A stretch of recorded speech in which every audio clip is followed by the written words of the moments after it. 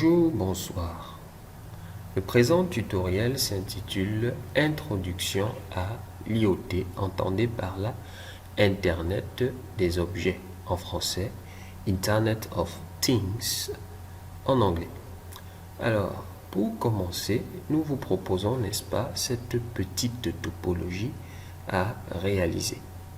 Alors, comme vous pouvez le constater, ici nous avons un PC, un switch, un serveur et un module d'alimentation solaire connecté, constitué d'un panneau solaire, d'un compteur électrique et d'une batterie alimentée, n'est-ce pas, par ce panneau solaire. Alors, pour réaliser cette topologie, nous allons utiliser le logiciel Cisco Packet Tracer, la version 7.3. Alors, sans plus tarder, nous y allons. Ceci est, n'est-ce pas, l'espace de travail de notre logiciel. Commençons par le PC. Voilà. Le serveur. Par la suite, nous recherchons le switch, Network Device. Voilà. Cliquez. Switch, vous cliquez. Nous vous conseillons de choisir le modèle 2960 pour sa multiplicité de ports, comme vous pouvez le voir là. Bien. Ensuite, nous allons rechercher les équipements IoT. End Device, Home. Commençons avec le panneau solaire. Voilà. Pour avoir le compteur électrique rapidement, tapez Power. Voilà. Bien. Et pour finir, la batterie, tapez grand B. Voilà. Parfait. Présent, nous allons interconnecter nos équipements. Alors, de préférence, nous commencerons par les équipements IoT. Alors, nous allons à Connection, cliquez. Et pour interconnecter les équipements IoT, nous utiliserons l'IoT Custom Cable. Les ports utilisés ici sont les ports, n'est-ce pas, D. Voilà. Là, par exemple, nous avons D0. Voilà. D comme digital. Voilà. Bien. Voilà. Parfait. Par la suite, nous allons connecter ces équipements IoT au réseau, c'est-à-dire au switch. Et pour cela, nous allons utiliser un câble droit. Voilà, sélectionné. Gigabyte Ethernet, côté panneau solaire. Côté switch, nous choisirons un port de la même nature. Voilà. Fast Ethernet, Fast Ethernet, Fast Ethernet, Fast Ethernet. Voilà. Et avec le même câble, nous terminons avec le PC et le serveur. Voilà. Ceci fait, nous avons terminé avec la réalisation de notre topologie.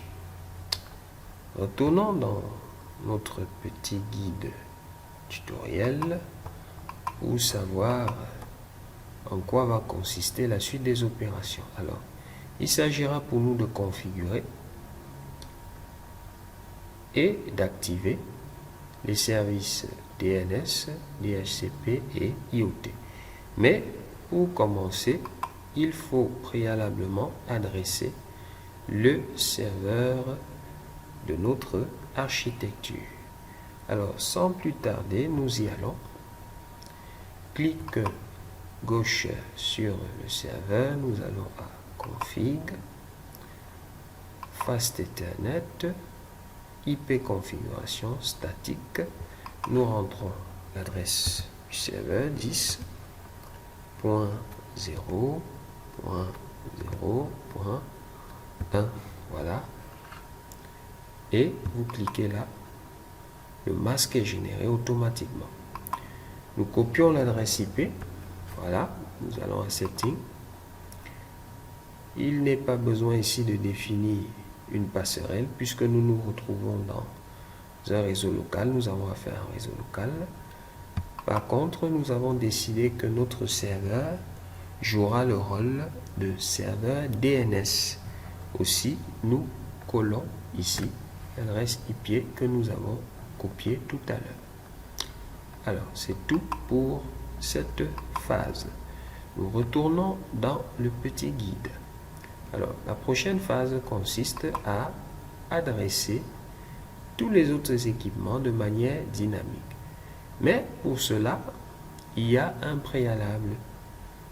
Et ce préalable, justement, c'est d'activer au niveau du serveur le service DHCP, lequel service nous permettra d'allouer de façon dynamique et automatique les adresses IPv4. Alors, sans plus tarder, nous y allons.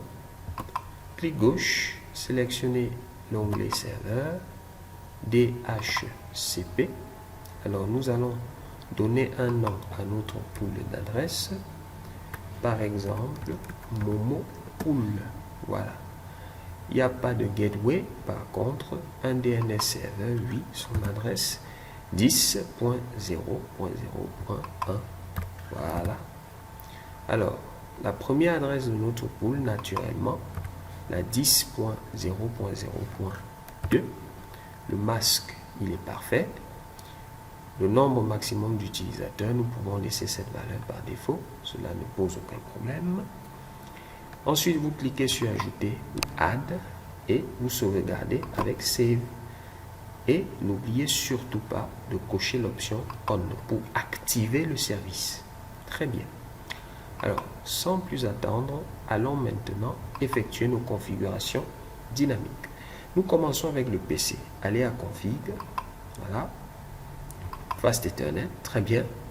Et ici, IP configuration, vous cliquez sur l'option DHCP. Alors, comme vous pouvez voir, l'adresse est générée de manière automatique. La procédure est exactement la même pour les autres équipements. Tenez par exemple, panneau solaire, config, gigabyte Ethernet et je clique sur DHCP. Vous voyez exactement la même réaction.